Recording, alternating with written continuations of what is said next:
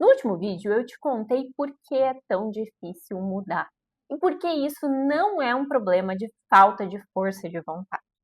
No vídeo de hoje eu quero te mostrar por que e como os hábitos se formam, para que de uma vez por todas você não dependa mais de motivação para ser constante. Se você caiu de paraquedas por aqui, seja muito bem-vindo. Meu nome é Raíza, eu sou médica, trabalho com medicina esportiva e nutrologia e aqui no meu canal te ensino sobre a ciência da mudança. Eu faço isso todos os dias com os meus pacientes e ensino eles a alcançarem a tão sonhada mudança de hábitos. Já aproveito para me seguir também lá no Instagram, lá eu compartilho toda a minha rotina, meus treinos, minha alimentação e todo dia tem várias dicas que vão te ajudar a alcançar a tão sonhada mudança. Então chega de enrolação e vamos para o tema de hoje. Todo hábito, seja bom ou ruim, segue o mesmo padrão dentro do nosso cérebro. E esse padrão depende de 3 passos: gatilho, rotina e recompensa. O gatilho é aquilo que dá o start àquela ação. É como se fosse o botão de liga daquele hábito. A rotina é a ação em si. E a recompensa é aquilo que o seu cérebro recebe quando ele consegue alcançar e o que ele recebe depois de fazer aquela rotina. Com o tempo, o seu cérebro não associa o gatilho à rotina e só depois à recompensa. Ele vai direto do gatilho à recompensa. E quando esse processo se torna automático, o seu hábito está completamente instalado. E é por isso que mudar um hábito, seja para fazer algo bom para o seu corpo ou deixar de fazer algo que você já faz, mas que não é tão bom assim para o seu corpo, você precisa entender essa estrutura para entender qual o gatilho te leva àquela ação e qual é a recompensa que você recebe para quebrar esse ciclo no meio ou justamente para agir nesse ciclo no momento exato. E assim, a mudança deixa de ser uma ameaça para o seu cérebro. Lembra que a gente falou disso no outro vídeo? Assim, o seu cérebro entende esse hábito não como um gasto a mais de energia, mas como algo positivo e que vai gerar uma recompensa, geralmente de prazer e satisfação.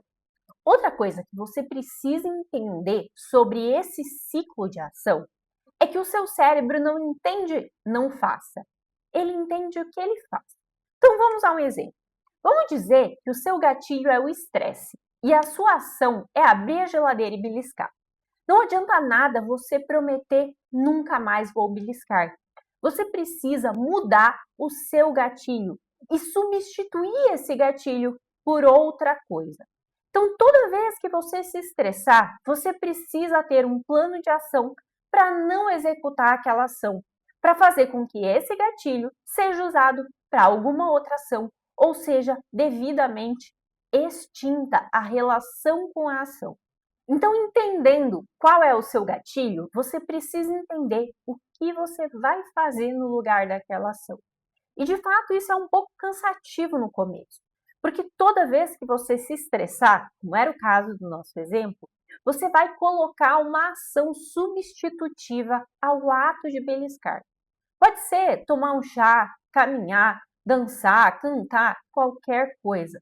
E precisa ser algo fácil e factível para que você consiga fazer em qualquer lugar, no momento em que você se estressar, evitando que você vá abrir a geladeira, que é a ação que a gente quer evitar. Isso é importante porque quando o seu cérebro entende que você tem uma alternativa para agir aquele gatilho, ele não precisa mais agir por impulso, mas ele pode agir de forma racional e executar aquela tarefa da forma como você combinou consigo mesmo. E agora falando um pouco sobre como o seu sistema nervoso funciona, eu quero te contar que a parte que cria hábitos no nosso cérebro se chama núcleo estriado. E ele definitivamente não entende a intenção de mudar, ele entende a constância, o número de vezes que você repete aquela ação.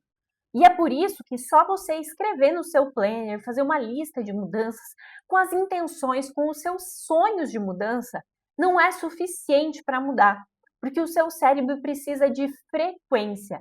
e repetição para entender que remudar aquele hábito é possível para a sua rotina. E no vídeo passado a gente falou sobre a importância de criar micrometas. Então pegar aquela sua meta gigante e quebrar em metas pequenas que você consiga fazer como pequenas ações. Porque justamente repetir essas pequenas ações todos os dias, ou na grande maioria deles, o seu cérebro vai entender isso como uma mudança. E não só fazendo isso uma vez por semana.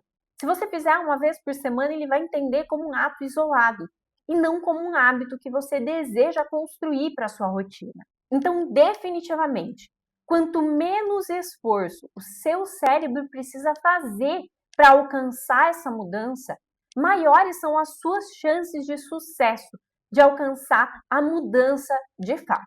Quando eu comecei a estudar comportamento e ciência da mudança, o erro mais comum que eu percebi foi o de tentar mudar tudo de uma vez só. E eu também já fiz isso. Quando eu queria mudar, no começo do ano, eu mudava toda a minha rotina.